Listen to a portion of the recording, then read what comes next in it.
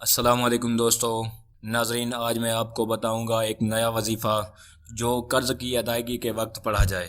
بسم اللہ الرحمن الرحیم۔ اللہم انی اعوذ بک من الہم والحزن واعوذ بک من الجبن والبخل واعوذ بک من غلبۃ الدین وقہر الرجال۔ بسم اللہ الرحمن الرحیم۔ اللہم انی اعوذ بک من الہم والحزن واعوذ بک من الجبن والبخل واعوذ بک من غلبۃ الدین وقہر الرجال۔ اے اللہ، میں پناہ چاہتا ہوں غم سے اور رنج و غم سے، اور پناہ چاہتا ہوں عجز و کسل سے، اور پناہ چاہتا ہوں بخل اور بزدلی سے، اور پناہ چاہتا ہوں کثرت قرض سے اور لوگوں کے غلبہ دینے سے۔